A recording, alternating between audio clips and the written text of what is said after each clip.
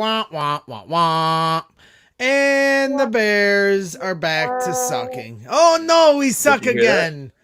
I did. Sad trombone. You can play it again for our live listeners here. Welcome to Brags in the Stands. Unfortunately, the Chicago Bears lose. Greg was wrong. JJ Stankovitz was right. I hate I saying it. was It right. truly pains me to say that, but I did pick the Bears to go 10-6 on the season. So I'm going to try to start this with a little bit of a silver lining just to make everyone that's tuned in right now throw up a little bit. But Bears are going to lose some games here this year. So, it looks bad. Aaron Donald's a beast. I agree with you, Jake. You said during the game, time to get some help at left guard. My biggest question at this point is, obviously Matt Nagy has his issues, but is the offensive line a bigger issue or is it Matt Nagy? And I know there's a lot of people that just want to say both, and that may be the correct answer, but I'm the type of person that just wants to find one problem and fix it. And to me, the offensive line is so bad at times. They tie both the head coach and the quarterback's hand behind their back. I said it all of last year. It's not all on Mitch.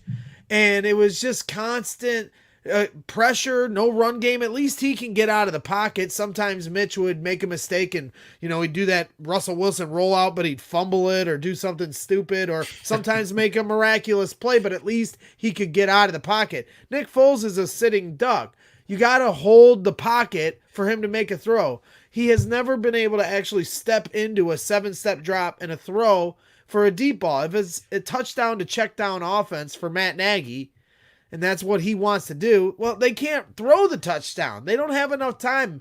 I asked during the game on Twitter, they're blitzing the house, and all we do with these little checkdowns, how do we counter this? And Tom Waddle from ESPN 1000, and of course the former wide receiver of the Chicago Bears, said double moves. And you saw it. They did the double move with Darnell Mooney on Jalen Ramsey. They caught him. But guess what? Nick Foles is getting hit while he's thrown. Can't put it right on Darnell Mooney. Now, granted, that's the NFL. Should he have put the ball on him? I mean, when Mitch Trubisky missed throws like that, I heard a lot of, can't miss that throw. Can't miss that throw. And you're right, you can't miss that throw. But then when you take nuance into account and you see the offensive line isn't doing their job, they got, on that particular play, on the double move to Darnell Mooney, they had one guy on the right, Aaron Donald, and 3 offensive linemen to block him. And then on the left, they let a guy run free right at the quarterback. And it's like, I see a lot every of week. It happens so every week. that's my biggest question, because I'll have people tell me Matt Nagy's a good head coach. He can scheme guys open. He does this. He does that. I don't know. I'm just a fan. What I do Matt know Nagy's is a good they head coach never that have been probably able shouldn't to. be calling plays. Look, you had if you're trying to put it more on Matt Nagy, if you want to do it, because this offseason they knew their O-line was not good. They knew they had to make some moves. They brought in Jermaine Ifedi and Juan Castillo and thought, hey, you know what? That's enough. That was the difference right there. And that's what they decided to do, knowing that the O-line was not good last year. Coming in, you need a brand new starter.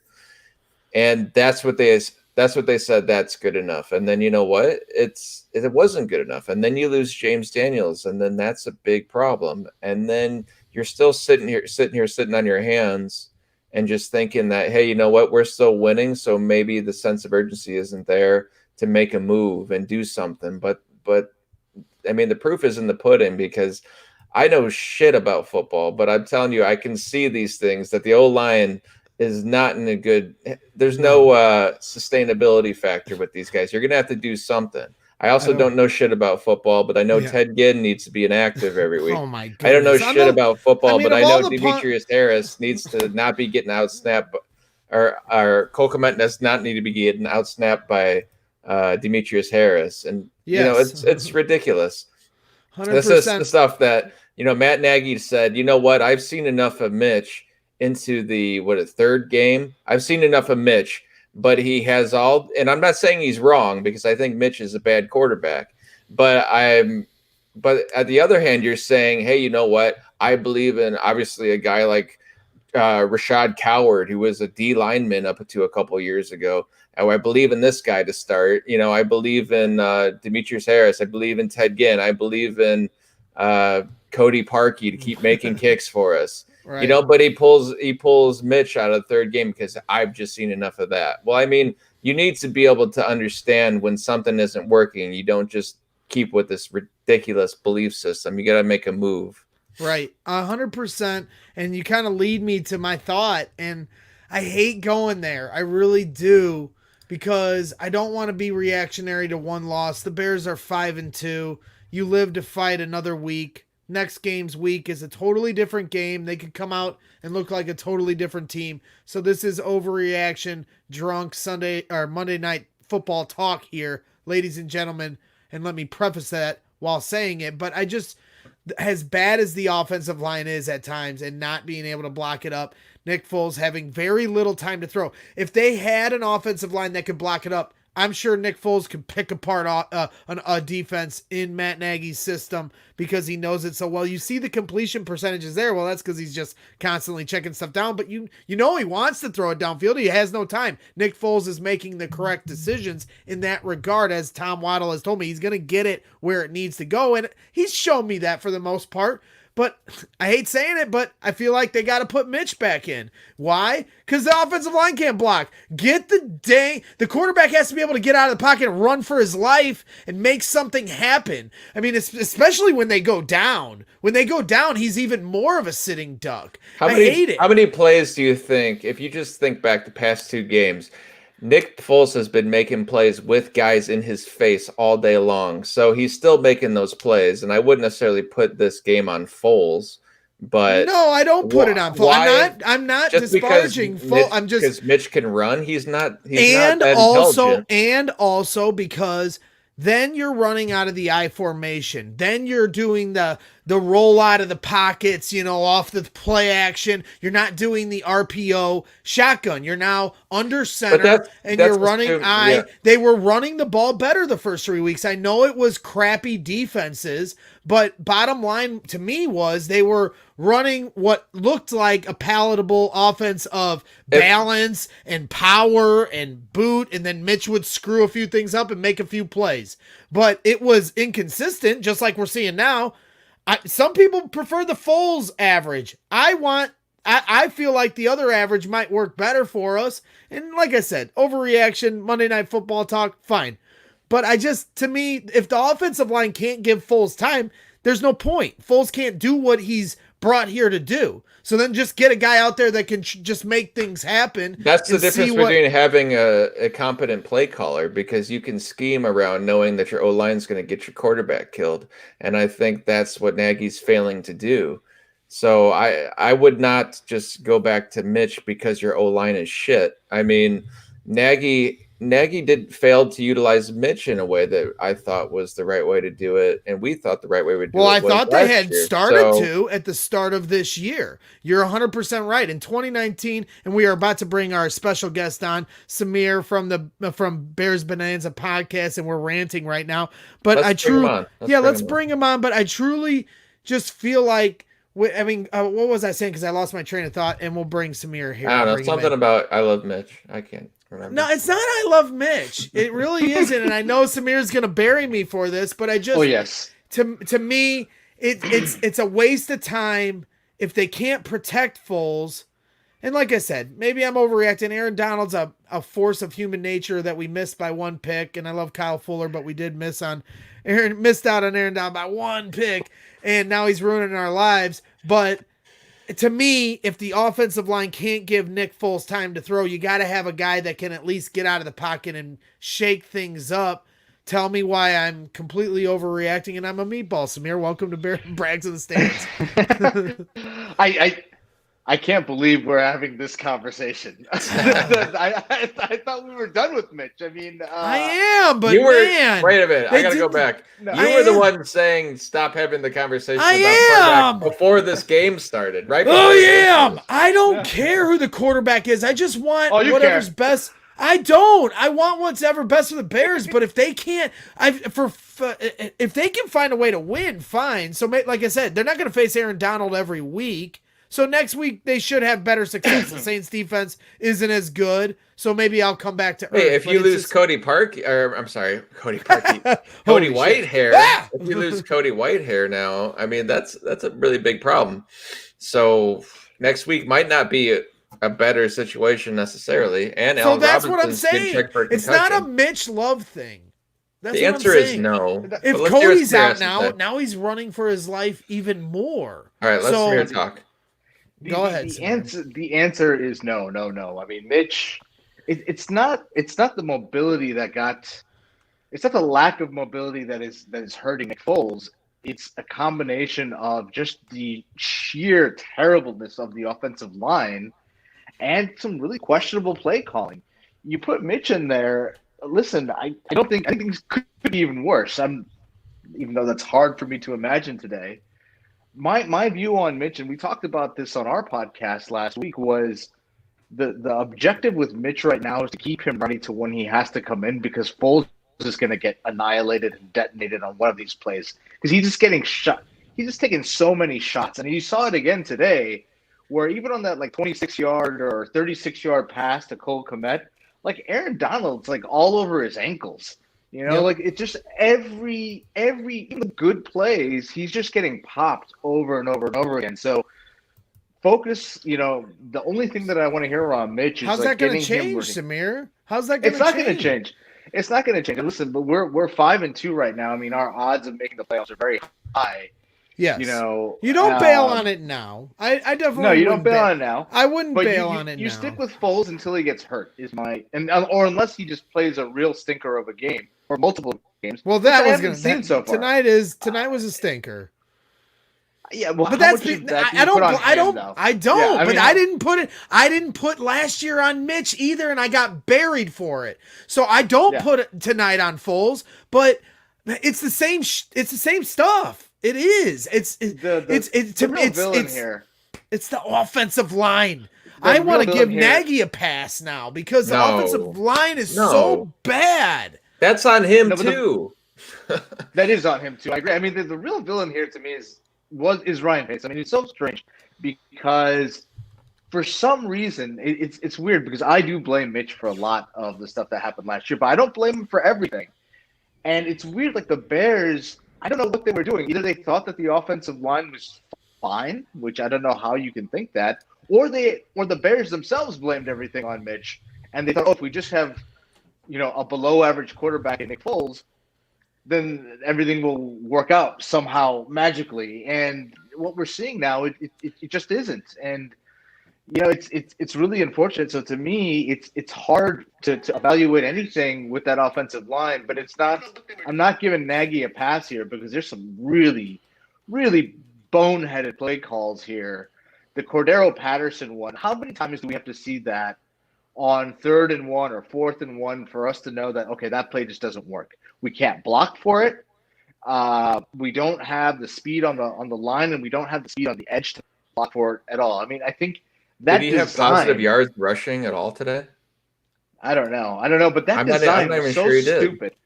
That design was so stupid. That play was as designed to have Javon Wims block a linebacker. That was the design of the play. That's what you expected to happen. And why would you call that play on 4th and 1 to your kick returner of all guys? As the running back. It's not the first time he's completely done crazy. it. It's not the first time he's done to the short side of the field too. It's crazy to me. And you watch Sean McVay doing jet sweeps, and they look nice. They're quick, and they work. They stretch the defense left to right, and Matt Nagy can't run these to save his life. Well, he's going to say it's the offensive line. It's crazy to me because Berlissimo was in the chat earlier and said it's not just one thing, and I agree, but it's so frustrating because it does feel like it. But like last year, you couldn't decide between the O-line, quarterback, and coach, and now I feel like now that Mitch is out and Nick is in, we've whittled the quarterback out, and it's down to Nagy and the O-line, and it's like maybe it's both. But it's like, it's really frustrating for me to try to figure out exactly what's the bigger problem. And maybe that's nitpicking an argument, and it's just, two bad things, but I don't know. To me, you know, when Charles Leno's constantly letting guys through, you got Rashad Coward, a former defensive lineman, you know, trying to block on the left side, Aaron Donald. I mean, and then Bobby Massey. They showed at one point when Leonard Floyd, who could never get a sack for the Chicago Bears, and he gets a sack for the Bears, and you watch the replay, and he's playing patty cake, you know, like he just let him by. He basically he was basically depending on Nick Foles to have the ball out at that time. He wasn't even trying to put an extra effort into giving Nick Foles, you know, another second, because he's thinking in his head, well, Nick Foles should have this out by now. Like, to me, that's offensive line garbage. And David Montgomery hasn't had a hole to run through in 2 years here. It bugs me. I hope it's not. Maybe that's just the problem, is I hope it's not Matt Nagy. I hope the same way I hoped it wasn't Mitch. I want to blame the easier problem. It's okay that it's Matt Nagy, because Matt Nagy is a pretty good head coach, but he doesn't necessarily have to be running the offense. I mean, he can have his input throughout the weeks, but let play calling, you know, fall to somebody else, because that's been a consistent problem for him ever since he's been here. And even earlier there's been numerous times, I'm sure if you go back on Twitter, there's numerous times where you're scratching your head at decisions that Matt Nagy is making, or plays that he's calling in certain key moments, that just are a reoccurring theme that you just can't ignore, regardless of what the O-line's doing. But the O-line is terrible. But I can't give him a pass there either, because, you know, if him and Pace are working side by side here with this stuff, you know, they need to come to a consensus that they need help bad, and they need to do something this week.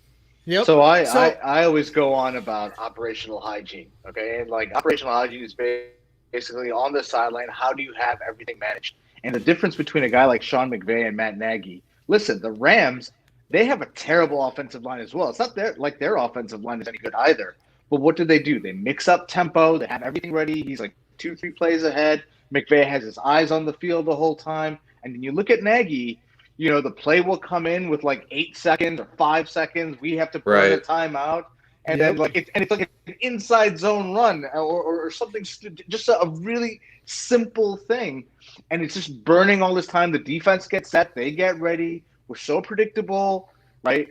So it's not just – we can't just say it's the offensive line. They are bad for sure, but the coach has to help them out. If Nagy is a smart guy, and I do think he's a smart guy, but, you know, it's hard for me to – and I know people in the chat room are going to disagree with me there, and I have nothing to say after today's game where he clearly did not learn his lesson at all, you know, just bad play after bad play. But then, Greg, you know, that Mooney 96-yard touchdown miss – what do you want Foles to do differently there? You know, he throws drop that mug in the bucket, baby. he throws it so if early. Mitch missed that, and I hate doing it because I don't want to be that guy, because it's because it's so predictable of me to do it, but it's a truth. Every time Mitch misses a throw like that, everybody on Twitter's like, you can't miss that throw. Can't miss that throw in the NFL. And then Nick misses it, and it's like, well, it was the offensive line. And I'm like, hey, that's what I said last year. And they're like, well, shut up. People think you're a ball washer because you're ball washing right now. It's not. Foles threw that ball before Moody even get out of his brace because he had no time. So it's not like he missed a throw. He had no time to even let the play get established whatsoever to even make the throw. So how is that any different from fucking 70% of the missed throws that Mitch made? Who gives a shit? Because, why are we even talking about it? Because the point is, with Foles, he has to make that throw, right? That's the word on the street. That's what I was told for the last year and a half, is we got to take this guy out because Nick, an average quarterback makes these throws. That's what I'm hearing. You're under pressure every day in the NFL. You got to hit the big boy throws. I'm not the only one saying this stuff. People on Twitter are also saying, all right, hold on, just quiet down. Let's go to Matt Nagy and see what he's bitching on. Let's see what he's saying here. Let's. And Samir, you're allowed to talk over Matt Nagy if at any point you disagree. Yep, go ahead, Coach. Okay. I was just saying that, you know, this is a game today where there's not a whole lot to say in that locker room other than in these situations, we got to be able to show what type of resolve we have to bounce back from something like this. I thought that, I don't know all the stats, all the numbers in the three phases, but I just felt like we knew defensively there was going to be times that they got chunks on us with their offense, but we were going to, bend and not break. I thought our defense, for the most part, did that. Obviously, stating the obvious, the offense, we got to get stuff figured out. It's not good enough, and to be outscored by your defense obviously is unacceptable too. So that part's frustrating. The special teams in some areas I thought was really good. In other areas I didn't think was very good. Special teams was terrible tonight. This is a part of the NFL. This is a part of the league, and then how are we going to respond? What are we going to do? So that's our next challenge. JJ, go ahead. It's so stupid that he wears a visor. Hey, Matt, on the ESPN broadcast, Brian Greasy relayed a conversation he had with Nick Foles, where Nick apparently told him, this is a quote from the broadcast, sometimes play calls come in and I know I don't have time to execute that play call. Has he communicated that to you, and did you feel like he had enough time today to execute the play calls you called? Wow. Furious. We've never had that conversation, but explain to me what that comment meant, what it was that he said. His exact comment was, quote, sometimes play calls come in. This is just what Brian Greasy said on the broadcast. I don't know if Nick said this, but this is what he said. Nick relayed to him. Sometimes play calls come in, and I don't know that I have the time to execute that play call, and I'm the one out here getting hit. Sometimes the guy calling the plays, Matt Nagy, he doesn't know how much time there is back there, and so that's something they have to work out. That's just what was said on the broadcast. Matt looks like Steve's about I don't know. You'll have to JJ's not gonna get a question Nick, next just kind of see where he's at with that. That's not. Nick and I have a pretty good relationship, and he hasn't said. I mean, he'll probably explain what he meant by that. Did you feel like today, though, that the play calls you were getting in, Nick did have enough time to execute them? I don't know. I got to watch the tape and see. I know there's a couple here or there where, you're in scat protection certain times, and they might make you hot here or there, but I have no idea. I have to go back and see it exactly what the deal is. I know as far as the play, if you're saying the play's getting in to be able to call the play, there's no issue there. I don't know what the next part was. Jeff Dickerson. Yeah, that's not true. Woo, JJ. Hey, Matt, is there a core issue on offense that you would like to have addressed first and foremost? I mean, is there one major issue that if you work on that then maybe the consistency you're looking for will start to come? Yeah, Jeff. This is hard. I've never been a part of this before. So it's a situation where it's for all of us very frustrating, trying to figure out answers. And, the hard part is when you care so much and you're trying so hard to figure out, that identity and where we're at and the why part. That's the part that stings, it's like, just trying to get that thing right, and it hasn't happened. So we have to look at across the board. We have to look at everything, and we've been doing that. And you get out here, and we got to start fast. And when you come out, and all of a sudden you get a penalty, it just kills the drive. And penalties hurt. You cannot have penalties early on in the game. And then when you have situational football, you can't have penalties in 4th and 1 to get a first down and move the sticks. As hard as we're making on ourselves right now, you can't have penalties. And that's the part there that for all of us to figure out, okay, man, when is this going to stop? Somebody follow it up with the offensive line then. Who's getting benched? Matt, right? Traditionally, your teams don't get blown out very often. Did you feel this coming? Did you have a sense that this would happen? No, I didn't. I really didn't. I thought our guys had great energy. And again, so it's very similar. It's 10-3 at halftime, not scoring many points. They're not scoring many points. You come out and all of a sudden you get the ball on the 1 yard line to start the third quarter. And it's run to get some breathing room. It's another run to get breathing room. And then all of a sudden you have them beat on a double move. and we don't get it. And that's no criticism to any player. Nick had a guy coming off to his left, free, and you saw it was close, but it wasn't close. And so that was just kind of one of those nights where it just wasn't our night. So we gotta figure out how each and every one of us are going to step our game up to be better. Dan Wiederer. Matt, I was wondering if you could elaborate a little bit more when you said you've never been a part of something like this before. And then in addition, the 4th and 1 to Cordero, what gives you confidence in that play? Oh, another good question. Yeah. Well, I have no idea, but I don't ever remember having our own defense score more than our offense. That's hard to do. So 2018, buddy. And that bothers me. The second part is sometimes what happens, Dan, is we scheme plays and we have things and certain looks that we like, and then there's the execution part. I got to go back and actually see the execution part. I know that our whole entire coaching staff and our players coming out of that break felt really good about that play. We all did. There's nothing where anyone was like, maybe we shouldn't do that. No, we felt good. Why can't he just be like, you know what? They made a play. And one thing that I want to do, and I didn't do on the front end, is let's have a wide receiver giving up. I want to give credit to the Rams and to Sean McVay and his coaching staff and their team. You got to give credit to them. They're well coached. They play hard. They're a good football team, and so I don't want to take anything away from that as well. I wish we were coaching and playing a little bit better than we did tonight. Kevin Fishbane. Man, I think in all 4 of Nick's starts, you guys have failed to hit 70 rushing yards. The run game, I know we bring it up a lot, but where are you at with it right now, just based on what you've seen over the past few weeks? Yeah, it's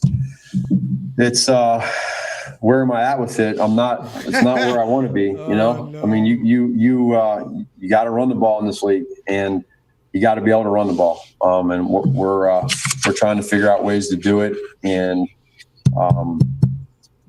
right now we gotta be better there. It starts with me. Jason Leisure. Matt, with your offensive line, I mean, you've tried what you can, it seems like, at this point. I mean, the guys that are on the bench because these other guys beat them out. What else can you do to try to fix your offensive line? We just got to keep there. It's hard when you're in this scenario right now. What happens is just like you said, you start thinking, okay, is it this guy? Is it that guy? And the only choice we have right now, probably, and I know this for sure, Jason, would be that we have to pull together as best as we can and fight through this adversity as hard as it is, because the word frustration is easily exaggerated in these times, and it should be. So having that happen, we have to understand, okay, what are we doing that's not working, and let's not do that. What are we doing that is working, and let's get back to more of that. So I wish I had a better answer for you, but again, I'm not going to criticize or challenge any of our guys' effort. But something is obviously off. So we have to figure out what that is, because until we start running the ball, you can't be one-dimensional. Somebody going to get benched eventually. I'm okay with them not running that much at all. I was going to say, why are you so hell-bent? Can you give us a little update on Cody Whitehair? Turn it down just a little, just a tick, Jake. And then as we'll the be play able to talk caller, over him a little better. how challenged are you with the way the line's playing right now? Talk. I know you do. Yeah, so I think Cody's okay. Brad, I got to find out more here on the plane, and when we get going here for tomorrow, he's tough. That's the best thing that happened in this game. We had a couple guys there getting nicked up, and I was glad that Eddie was okay. I was a little scared there for a little bit. Yeah. Hopefully Allen doesn't have a concussion. For me, I mean, and I've told you all this. I don't understand. You have to explain the rules to me. In the situation that we're in right now as an offense, so he has to go out of the game, but it's not a penalty on the defense. You get to a point to thinking, okay, I don't get it. And just why concussion is that point? protocol. And so we just have to look at the helmet hit though, right? I don't want to point. Why is that not a penalty? I just don't want to do that to just our offensive line or just our wide receivers or tight ends or the quarterback. I mean, because we're all in this thing together. So we just got to – I know it's not an answer that y'all want to hear, but we have to keep plugging away. We have to try to fight through this really difficult, position that we're in right now. Go have some ice cream. when you have good coaches and I you want have him good to players, cut Ted Ginn Jr. you in the next usually 2 do that. minutes. Now, that's gonna be our Why is challenge. no one asking? And so about we're going to be this? facing a really good Saints team here coming Put up. Riley Ridley And on. we're going to have to Just do it right give away him and back do it to the fast. Saints So, when the Saints come to I'm going to town. start with myself. They need a wide and I'm gonna receiver. critique Michael and hold Thomas been everybody out for accountable weeks. for the execution part too, Brad. They Two say more we're for leaving Coach Ted Ginn Deion here in Miller. LA. He lives We'll here. give you Ted No point Ginn in coming and back. a fourth. We'll give you Ted Ginn and a third offensive round rhythm pick. during the week in practice. Is that why you're surprised this happened in the game tonight? Like you said, you didn't see it coming. So did you feel like you saw rhythm coming? You saw them taking the next step? I got rhythm. I did, yeah. I thought it was a good week of practice, especially. Oh, no. Which I think Not the was Tressman line. The tempo Don't was great. do was it. fast. There was good execution. Things Stop. were good. Just walk And, off.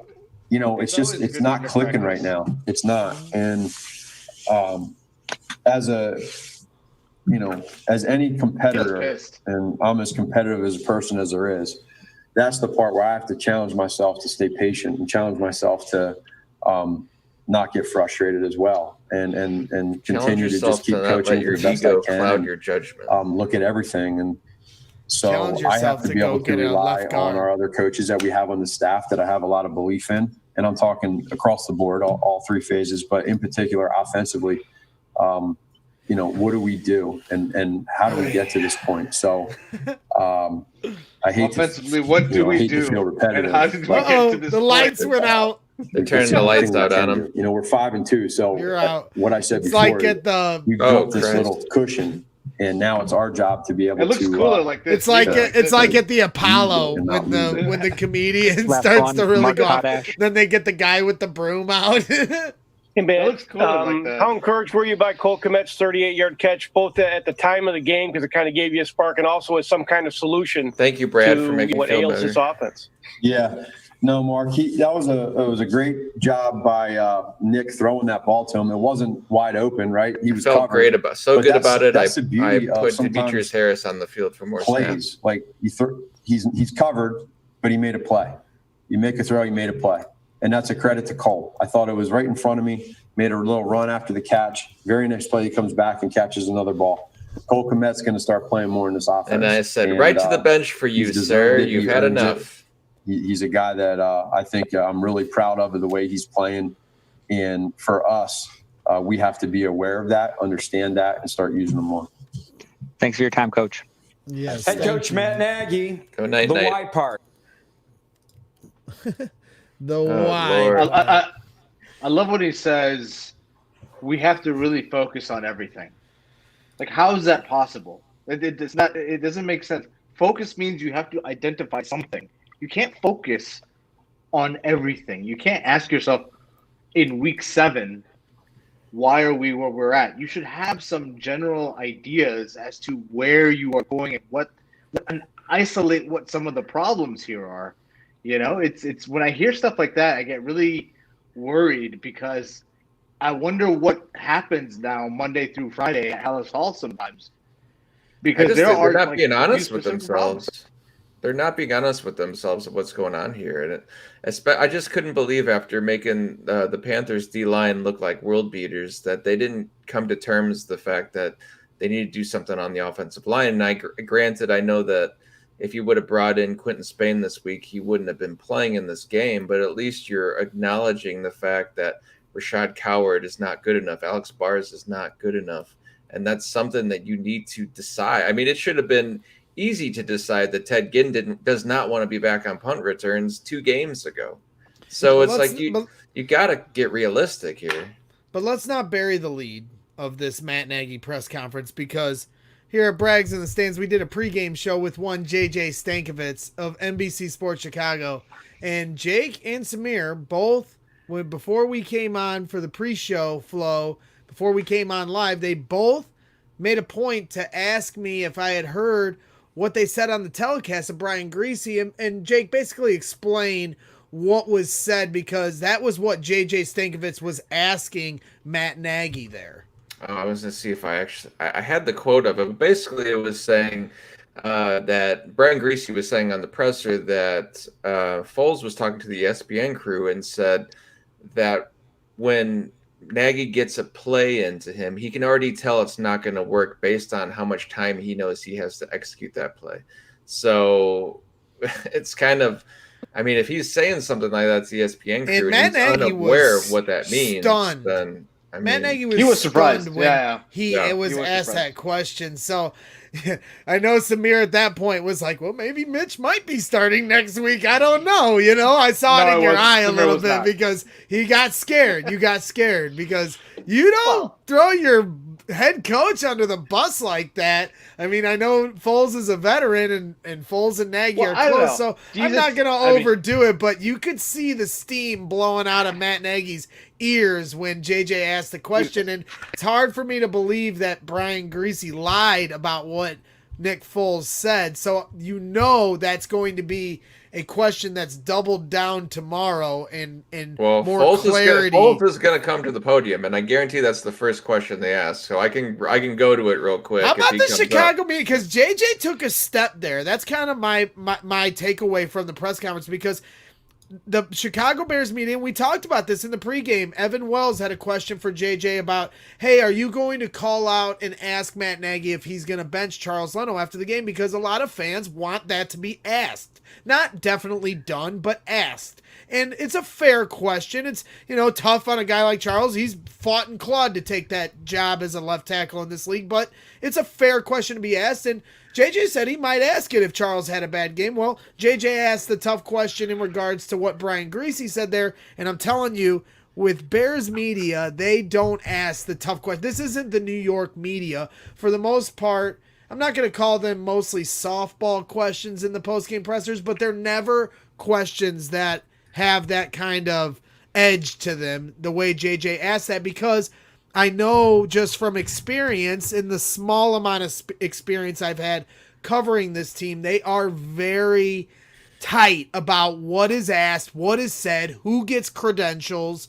It's the Biggs guys and, other guys like that. They've had trouble, getting their credentials corrected year to year. It's not an easy process to be in that circle of trust, so to speak, when it comes to media relations with the Bears. So for JJ Stankovitz to take a step there and ask the tough question, it's a fair question because it was asked on the telecast, but for JJ to ask it was a big move towards, this media kind of being a little tougher on the coach, holding him a little more accountable. We saw Mitch get that tough media press last year, but now the arrows are starting to direct at Matt Nagy. What do you think about that, Samir?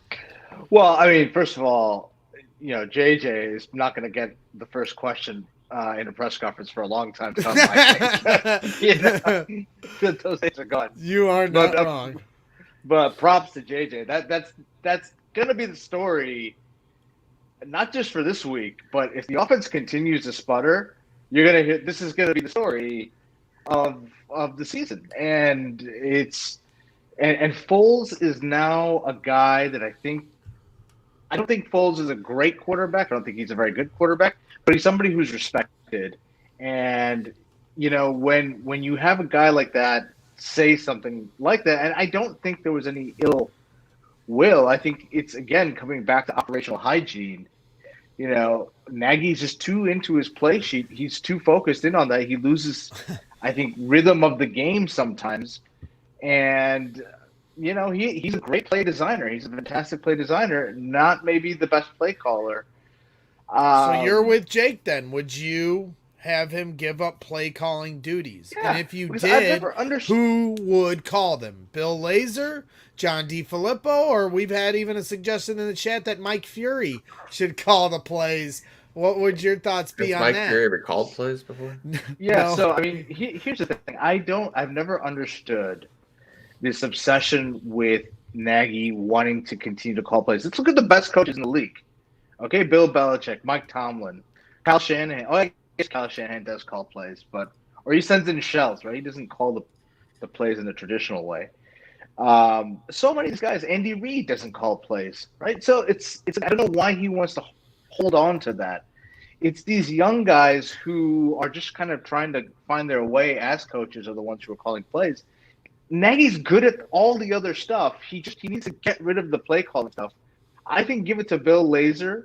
I think that makes the most sense. He called plays in Cincinnati. Now, he didn't call plays particularly well in Cincinnati. The other guy would be John DeFilippo, but, he didn't call plays particularly well in Minnesota either. So that could be a part of it. I don't know. But it can't be Nagy, though. I mean, it just he does so many things well, and I do like Nagy. I think he's a smart guy. I think he's a creative play designer. But the play calling, I mean, again, you see these, four curl plays sometimes here and there where it's all guys running straight back. It's why? Why is that there? You see some plays that are very clearly designed for Mitch, like these rollouts to the left with a right-handed quarterback to the short side. That's a Mitch play. Why? I said the same thing. I said the same thing to my mom. I go, they're running Mitch plays for Nick Foles. It doesn't make sense. And it's because he gets too lost in that sheet, right? When there's whenever you look up on the sideline, Greg, when we went to the games, right? You always see him. You see that sheet. His nose is in there. The markers on his nose. He's got him pasted on his wall. That was where the revelation from last year when we were drunk on the sidelines watching the Bears, Lions, or whatever team we were sucking against. And that was the biggest takeaway from the game was that half the time Matt Nagy's not paying attention to what's going on the field. He's even when the defense is out on the field, and he's not, he's an offensive coach, but your head coach needs to be know at all times what's going on the field. I feel like that should be a prerequisite. And for all defensive series, he's talking to the offense over by the bench. He's not even paying attention to what's going on the field during the game of play. And I didn't know if that was normal, so I asked. No, it's not normal. It's not normal. It's not normal. It's not normal at all. It's not normal at all. And the other thing he said, which is kind of a lie, where he said, we don't have problems getting the play into the quarterback. I'm sorry, that's bullshit. We had a scene in that game where we took a timeout because we couldn't get the play set on time. Then we made a play that we called another timeout, and we were still not in shape. Totally terrible. So I believe I just got a notification that Nick Foles is going live at the podium. So I'm sure that Fox will be cutting into that here real soon, and we'll be bringing that to you here at Brags in the Stands. We're here with our guy Samir from Bears Bonanza, a good friend of ours, and we used to go to games and embrace and have fun, and now we get to hang out and on Skype or StreamYard, whichever medium you choose, and that's how we get to interact while we watch Bears games. We'll get through it, eventually get to a game.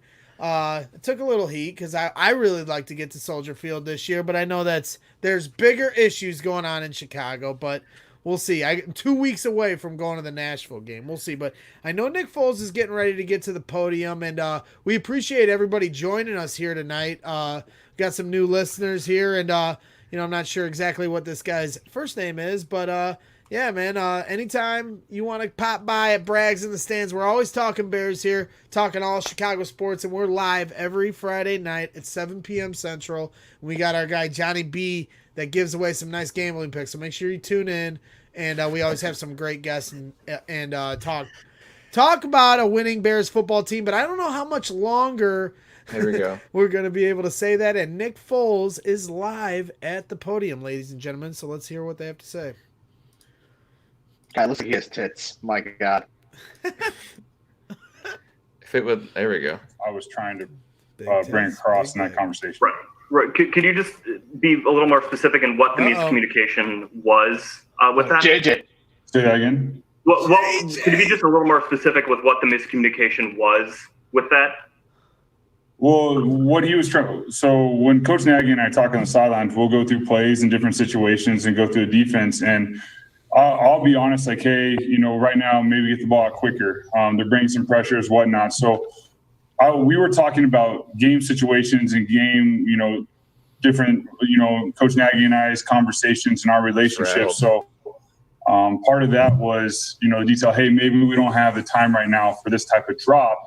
Because of what they're bringing and the pressures they're bringing, it's easier with that to go, hey, 1, 2, 3, ball out. So that's where the miscommunication lies. Is those are actually conversations Coach Nagy and I have on the sidelines, so that when we go to the field, we're ready to roll. And I think that's a valuable relationship I have with him to be able to talk like that and understand specifically. Y'all heard me talk about, each game is its own entity, so you have to understand how to play it in the appropriate way.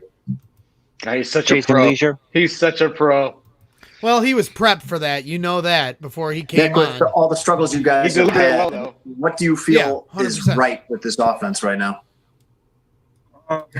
That's a tough question. I think the biggest thing is, throughout the season, at times we've been able to make plays to help our team, to put us in position to either come back in games or win games. Tonight was not one of those examples. We didn't play well offensively. And it's tough. It's, you go out there and you prepare all week.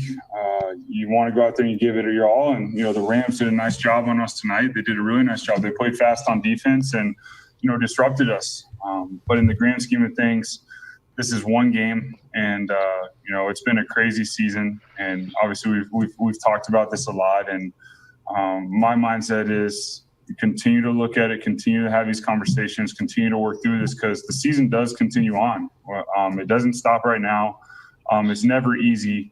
It really tests you as a player, as a person, because it's not easy. You come to your locker, you hurt for your teammates, you hurt that you weren't able to make enough plays, that we lost. But ultimately it does, allow you to grow, because it ultimately sucks, but you have to learn how to get through it. So that's the stage we're at as a team. We've been fortunate to come out back in some games, and this was not one of them. If I had a daughter, I'd want her to date Nick Foles. He seems like such a good, smart, And Nick, on the pick that got Christian tipped, dude. what did you see when you were rolling left and throwing it? The first one? Yeah. So they came down on a mill, and then I was trying to shoot it to the corner of the end zone to give Mooney a chance to make a play. That was a terrible throw. So the defender made a nice play to his teammate. So Looked like unfortunate. Mitch That was a bad last decision. year. Yeah, it was a bad Deion decision. Miller. Should never have been thrown. That's a throw you can criticize about And Nick, saying if you and Matt are Mitch having throws these great that ball, it gets conversations and you crucified. feel like the Yes, that offense one. is ready to roll, Exactly. Well, he take did. the Week field. one of last What do year. you It was the feel like exact this, same as throw. he said, so obviously off right now? Yeah, I mean, if I had to answer right now in this moment, we probably wouldn't be, talking about it. But I'd say just, keeping it real. This is where you test your culture. This is where you test the people you work with, whether it's the coaches and the players. Like, who are we going to be? Are we going to be in it together, or are we going to go against each other? That's sort of the crossroads. And we're very fortunate to be, at 5-2. Everything's in front of us. Season's not over. I think that's important to remind every single person, not only in the locker room, but out there, the season's not over. We have to continue to work through this. Conversations are important, and then obviously implementing. So that's something that the coaching staff, the players, everything, we have to continue to look at ourselves in the mirror and ultimately be there for one another and go through this thing. I'm 0-1 in my new sweater. And it's the toughest part. Damn you! But I know someday when I'm done playing this game, I'll look back and miss these moments in the sense of, wow, that's where those special relationships are made. And, the tough times. Because, I look back on some special years, and there were some games and some special seasons that sucked. That you got to the locker room, it was like, tonight it's tough, it hurts. But the good teams really find a way to get through this in a positive way and improve. And I've said it from the moment I got here. I really like our locker room. And I know that this is a locker room that can take this and turn it into a positive. Bears by 100. Kevin Fishbane. Please, God.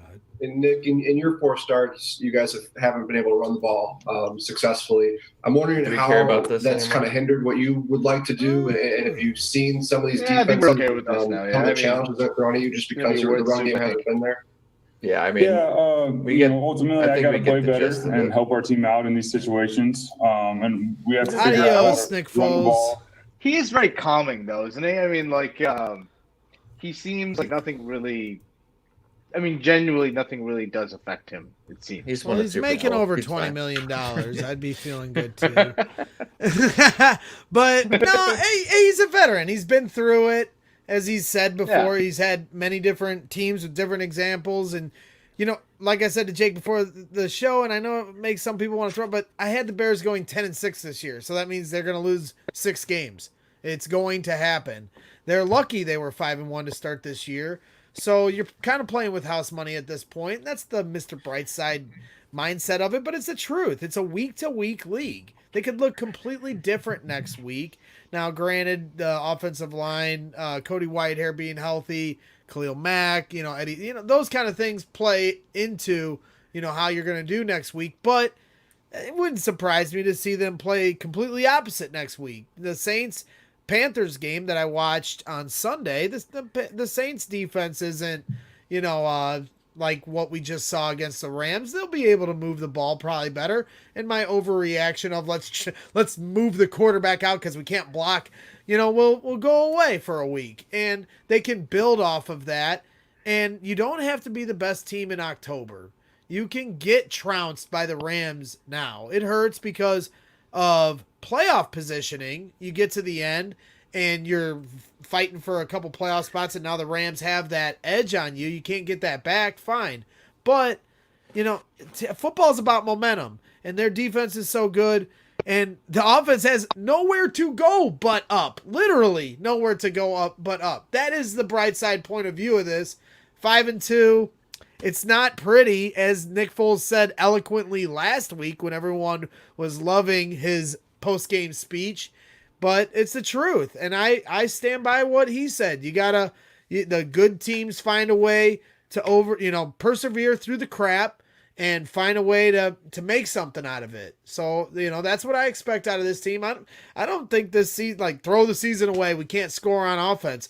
Build off of it week to week. Find little things you can do well, and lean on your defense because that's what you're going to have to do. It sucks, but I want to see this team make the playoffs still, and I think they can. There's no reason to jump off the ledge just yet, even if I'm trying to change the quarterback out here tonight.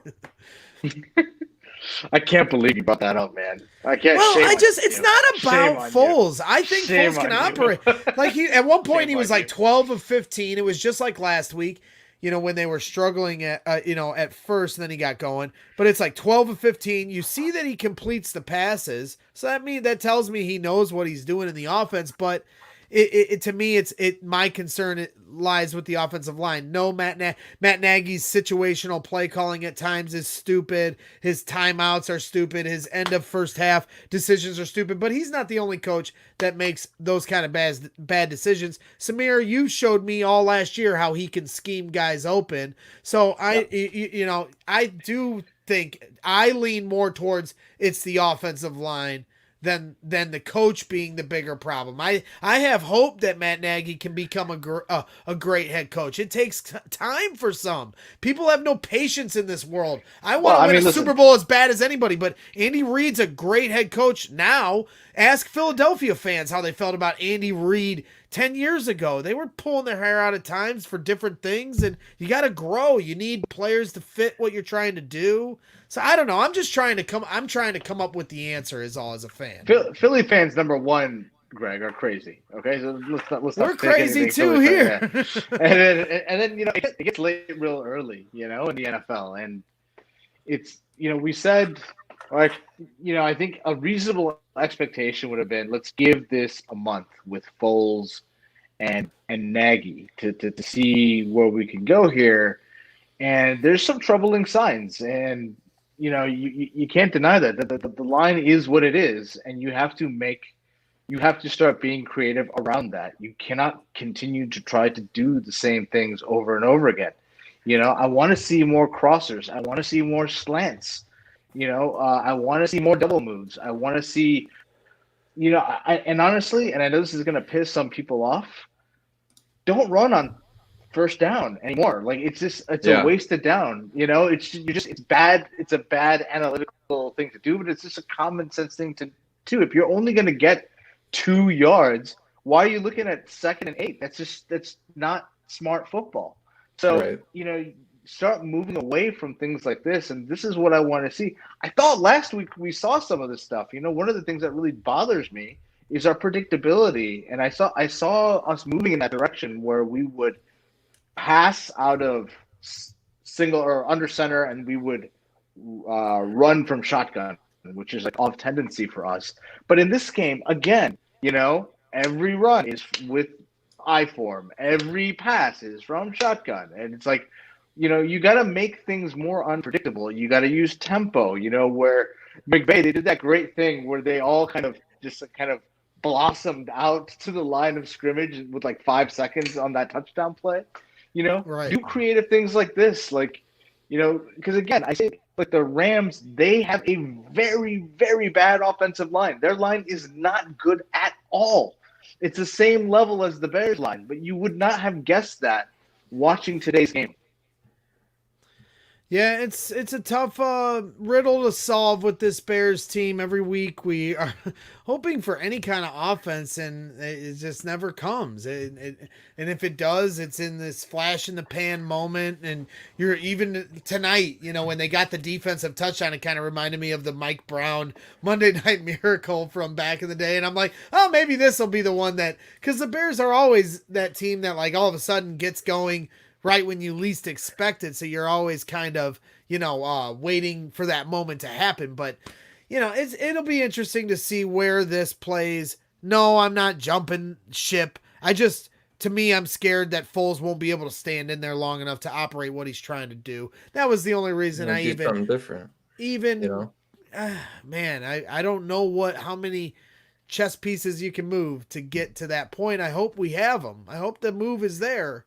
I hope there is something that you can counter with it. I just don't know if there is. That's what scares me. So, I think that about wraps things up for tonight. We've kicked it around here. We saw Matt Nagy and Nick Foles kind of let us know how it goes. And shout out to our guy, JJ Stankovitz, who came on the pregame show and gave us our time. He gave us a little of his time, and broke down the game. And he was kind of I don't want to say star of the show when it comes to these two post-game pressers, but you can find JJ Stankovitz on the Under Center podcast for NBC Sports Chicago. But he really did when it comes to asking the hardball questions, which you don't see that often in Bears press conferences. And I thought Matt Nagy looked stammered and Nick Foles, kind of cleaned it up. But it's certainly a discussion that will carry over into tomorrow. I can promise you that, because then they're going to ask Matt Nagy about it again.